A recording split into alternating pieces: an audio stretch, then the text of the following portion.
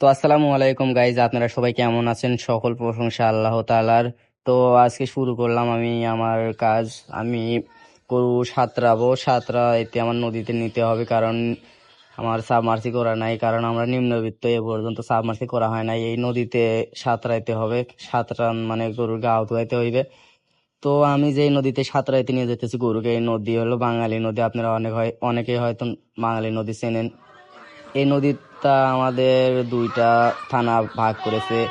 ওই ওই পাশে শেরপুর থানা, আমাদের এইটা হলো ধুনুর থানা।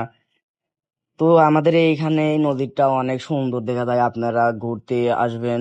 তো আমাদের এইখানে কলকে ছায়া গরুর পানি খাওয়াইতে হবে। আমি এখন কলকে ছায়া চারিটা পুরা করতেছি, কারণ আমি গোয়ালটা পরিষ্কার করব। তো দুইটা চারিতে দিতে হবে পানি। তো পানি দেওয়া শেষ। আমি এখন ঝাঁটা আর মগটা নিয়ে মগ দিয়ে পানি দিব, আর ঝাঁটাতে প্রথমে আগে ঝাঁট দিয়ে নিব। তো দেখেন আপনারা। তো গরুগুলোকে আগে তুলে দিতে হবে, কারণ তুললাম না। ও অল্প নেদেছে, তো দুই জায়গায় নেদে নেদেছে মানে দুই জায়গায় পরিষ্কার করতে হবে। ওই জায়গায় আর এই জায়গায় ছিল। তো আমি এইখানেই মূলত গোবরটা ফালাই। তো গোবর মানে ঘুঁটা, এটা আপনারা অনেকে হয়তো অনেক জায়গায় অনেক রকম ভাবে বলে। আমি এখন এটা মেজাটা পরিষ্কার করবো, আগে ঝাড় দিয়ে নিলাম, কারণ ঝাড়ের আগে ঝাড় না দিলে পরে অনেক পানি লাগে। যেহেতু আমার কল চাপায়া পানি তুলতে হয়, অনেক কষ্ট পানি তুলতে। তো আগে আমি ঝাঁটা দিয়ে ঝাড় দিয়ে নিই খালি খালি, কারণ ঝাঁটাতে ঝাড় দিয়ে নিলে পানিটা অনেকটাই কম লাগে। তো ঝাঁটা দিয়ে ঝাড় দিয়ে নেওয়ার পরে অনেক দেখেন গোবরে, তো গরুই অনেক গায়ে দিল। তো এখন আমি পানি দিয়ে দেখেন কিভাবে পরিষ্কার করি। তো এইভাবে আস্তে আস্তে দিলে তো পানি দিয়ে সাফ হবো না, তাই এর জন্য আমি মনে করেন যে জোরে জোরে মারবো। তো পায়ের তলে তো বেশি পাবো না, এই জন্য জোরে মারতেছি না। তো জোরে জোরে শার্ট না দিলে তো এই গোবরটা উঠবে না।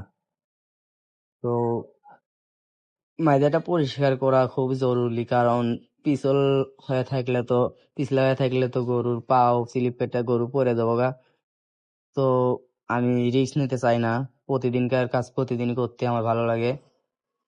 তো আমি গরুর কাছে কমই আসি, আমি রাজমিস্ত্রি কাজ করি, তো মিস্ত্রি হচ্ছি।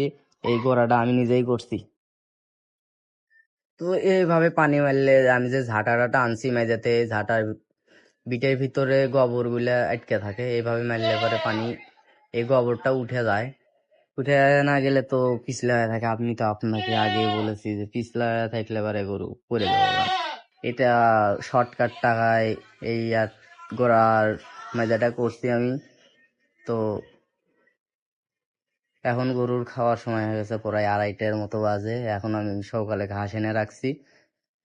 এই ঘাস গরু আমি সকালে আনছি, কারণ আমার জমি নাই, ক্ষেত নাই কোনো। অন্য জমি থেকে ঘাস এনে রাখছি। আর এই গরু খ্যার আছে, তো খ্যার গুলো ফুরিয়ে গেলি আমার আবার কেনা লাগবে। খ্যারের যে দাম, আপনারা তো সবাই জানেন খ্যারের কিরকম দাম। এখন আমি ঘাস গুলো দিতেছি, গরু খায়া পেট ভরে দেবো। তারপর পানি অল্প একটু খড় দিয়ে পানি দিয়ে দেবো।